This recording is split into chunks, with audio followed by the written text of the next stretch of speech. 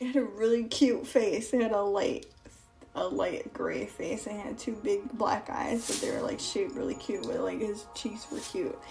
And I never say that about rodents because I'm so scared of them. But he actually looked like a Pokemon or something like that. And he had like these like little weird thick black hair spikes on his back. And so in my dream he was a mole, okay, but I know clearly by the way I'm describing him, he probably sounds more like a hedgehog, but in my dream for some reason he was a mole. Anywho, but or I don't know if they have both similar tendencies to like live underground, because that's where this mole took me, or this creature took me underground.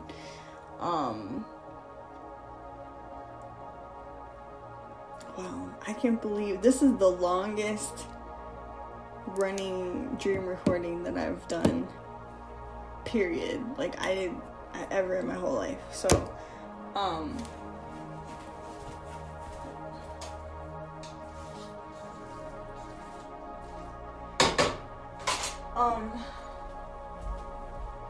it's 3:10 a.m. But so where was I at? Yeah.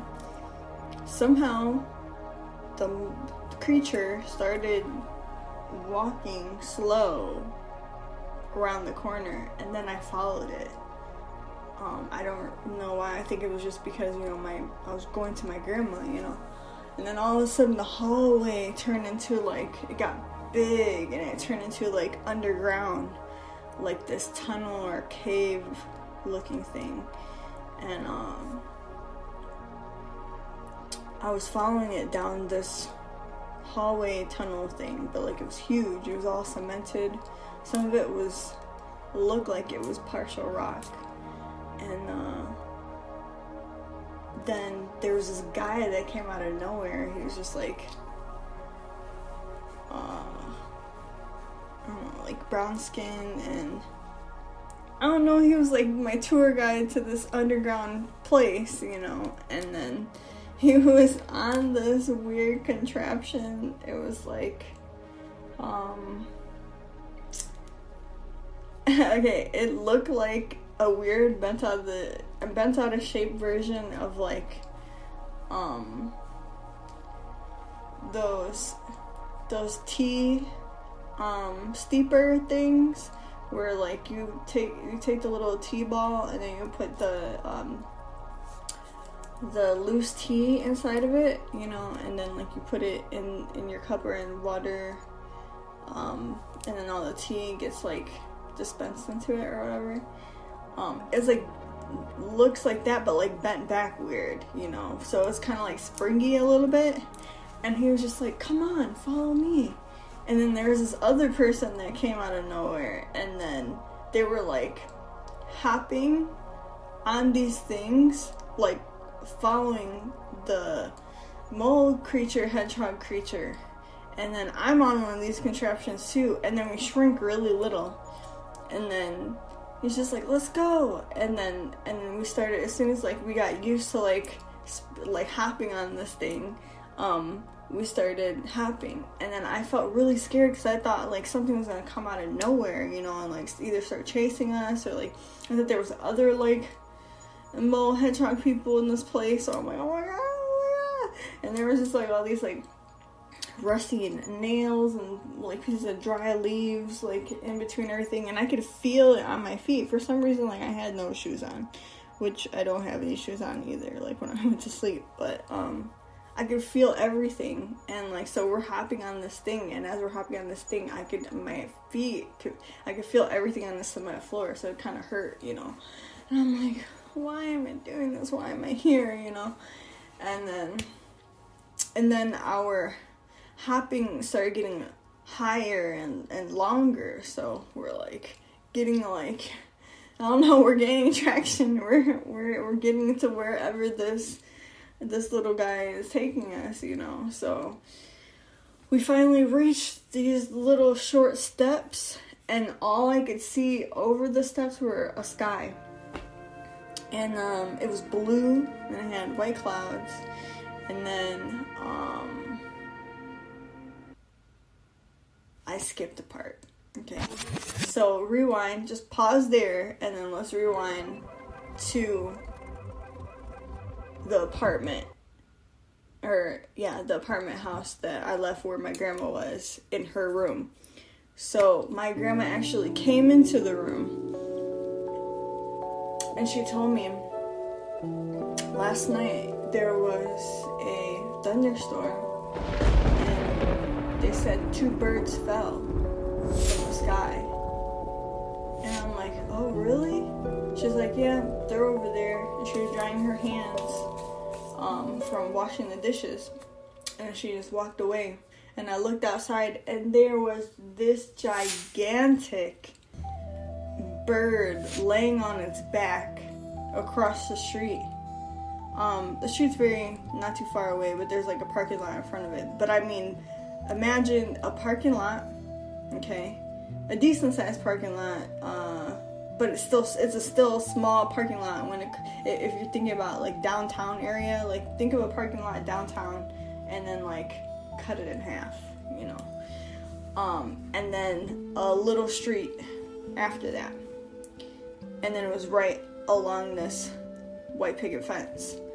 And it was laying on its back, and it literally was practically the length of the fence. And it was just like laying down, like almost curled up, and it seemed like it was unconscious, you know, because it was just laying there. And been laying there for a while, and you know, it was after the rain. Oh, it's giving me chills right now because of what happens afterwards. Oh my god. Oh, so I thought this humongous bird, I thought it was a hawk, or an eagle. Actually, I thought it was an eagle because of the wings and like some coloring on it, but it had a huge beak, you know. So I'm like, oh, wow, I'm like, maybe it's, you know, it's like a blessing, you know. And then it got up and it started like flying towards the house, so I only saw like the belly of it, so I still thought it was an eagle. Girl. Oh, let me tell you. So then okay, now unpause, fast forward back to the little steps with the sky. So us on these little springy things, also we got bigger, we shrunk, and then as we got closer to these steps, we started to get bigger again. I don't know why, but anywho, so we get to these steps, and then we get off our springy thingies, and the mole is I think still around, but off to the side. And it kind of like just looked out, you know how in a Disney movies where it's just like usually when you're following an animal in a Disney movie, like they'll just stop and look out, and then you're just supposed to look at to what they're looking at. So we look out and we look down, and there's just water everywhere. This dream is winding me right now, so I don't know how. I think we climbed down to where the water was, because I feel like it was a little bit downward, but we were on top of a building somehow. Like, we came from underground to now on top of a building, and there was water flooded all over the top part of it. So we get to it.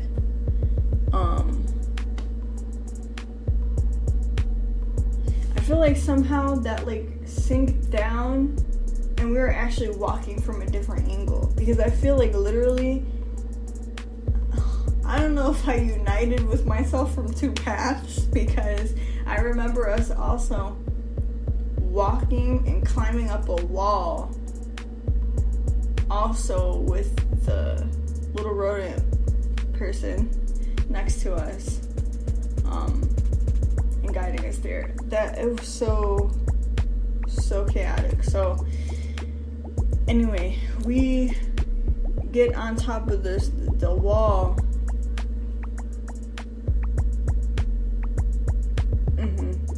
Okay, so I had to think about it for a second, but then, and like again, there's water, but the water looks like ocean water, and then it was like leaking down the building, so it kind of like turned into a fall a little bit, but it seemed like it didn't match, but it was like pushing, you know. Anyway, but okay, back on track. So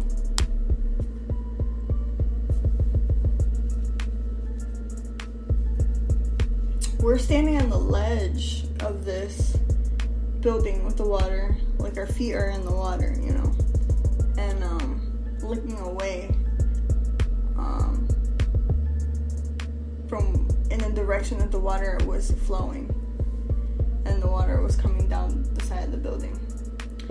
And the one guy that was the initial tour guide person, he was standing to the right of me, and then the other person was standing to the right of him.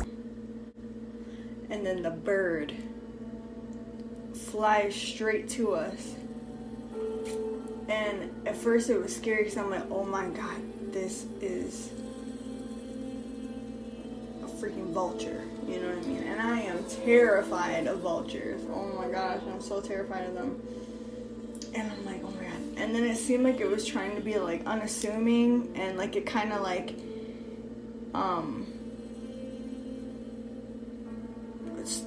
I don't know, it started to act more unthreatening, you know. It kind of like, it flew to me, and it was like kind of floating there, and it kind of like turned around, turned its back toward me, and kind of like folded its wing, and was like letting me know like it wasn't being dominant, like it wasn't trying to swoop in and attack me. But that was the first feeling that I got. I'm like, oh my god, I'm the smallest one in this group. It wants to eat me, you know what I mean? And it turns back to me. It seemed like it wanted me to like get on its back or like hug it, you know what I mean? And I just didn't trust it. And then the tour guide next to me, he had like muscles, and like he went over a little bit to the bird, and he kind of like grabbed it with his arm and like pushed it toward him, and then he put his arms around it, and then